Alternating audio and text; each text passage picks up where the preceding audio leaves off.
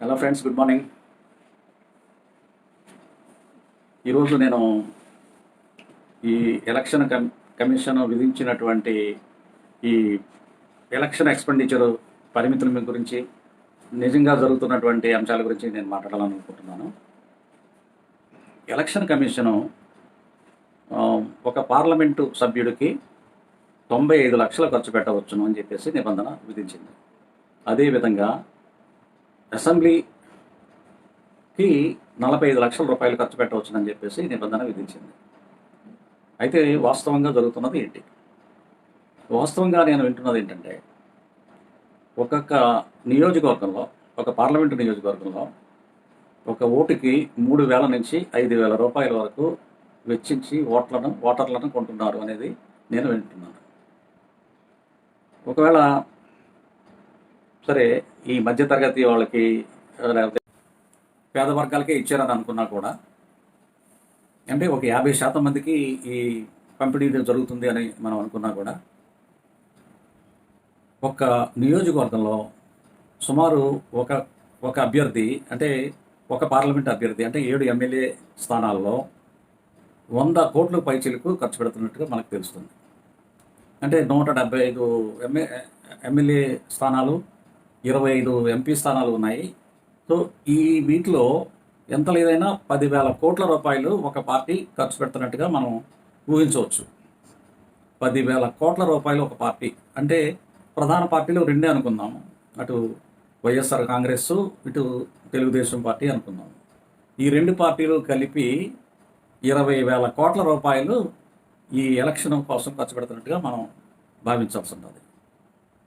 అయితే ఈ ఓటర్లని కొనడం అనేది ఒక అంశం అయితే, ఇది కాకుండా ఈ ఎలక్షన్ ఫీజు, తర్వాత ప్రచార ఖర్చులు, వాళ్ళ పార్టీ ఆఫీస్ ఖర్చులు, ఇలాంటివన్నీ కూడా లెక్కేసుకుంటే కూడా ఇంకా ఈ యొక్క ఖర్చు పెరుగుతుంది. అంచేత ఖచ్చితంగా ఇంత అని చెప్పడం ఎవరో అన్న కూడా కాదు. ఏది ఏమైనప్పటికీ 10,000 కోట్ల రూపాయలు ఒక పార్టీ ఖర్చు పెడుతుంది అనే దాంట్లో ఏమాత్రం కూడా అనుమానించాల్సిన అవసరం లేదు. అయితే ఇక్కడ పాయింట్ ఏంటంటే, అసలు ఇంత డబ్బుని తీసుకొచ్చి ఇంత డబ్బుని ఖర్చు పెట్టడానికి ఈ డబ్బు వీళ్ళకి ఎలాగ వస్తుంది? అసలు ఇంత డబ్బు ఎక్కడి నుంచి తీసుకొస్తున్నారు వీళ్ళు? ఇంత డబ్బు ఖర్చు పెట్టిన తర్వాత వాళ్ళు ఏం ఆశిస్తున్నారు అనేది మనం ఆలోచించాలి కదా. సో దీన్ని బట్టి మనకు అర్థమవుతుంది ఏంటి? దీన్ని బట్టి మనకు అర్థమయ్యేది ఏంటంటే, వీళ్ళు ఏదో విధంగా ఈ అధికారాన్ని చేజిక్కించుకోవాలి. అధికారాన్ని చేజిక్కించుకున్న తర్వాత వీలైనంత డబ్బుని పోగుపెట్టాలి, ఈ ప్రజాధనాన్ని కొల్లగొట్టాలి అనేటటువంటి ఉద్దేశం తప్పితే మరి ఇంకా వేరే ఉద్దేశం ఏమి నాకు కనిపించడం లేదు. ఇంకా ఈ 10,000 కోట్లతోటి అసలు మనం ఏం చేయొచ్చు అని ఆలోచన చేయండి. మీరు ఎన్ని యూనివర్సిటీలు పెట్టచ్చు? 10,000 కోట్ల రూపాయలతోటి మనం ఎన్ని ప్రాజెక్టులు చేయొచ్చు అనేది ఆలోచన చేయండి.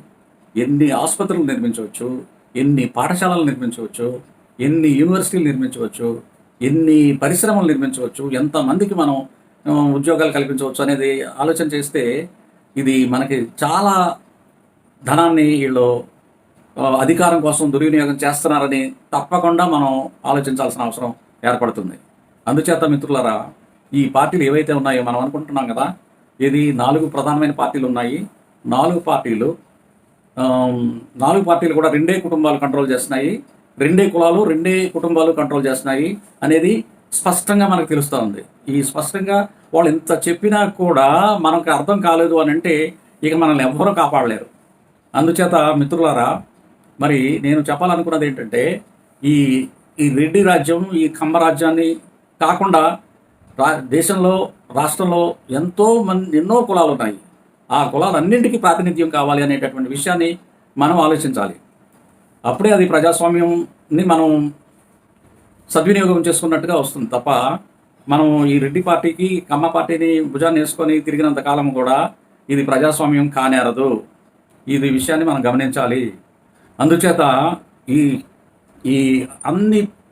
ఈ శ్రామిక వర్గాలకి ప్రాతినిధ్యం వహించేటటువంటి బహుజన సమాజ్ పార్టీని మనము బలపరచాల్సినటువంటి అవసరం ఎంతైనా ఉందని చెప్పేసి నేను ఈ సందర్భంగా మీ అందరికీ కూడా మనం చేస్తాను.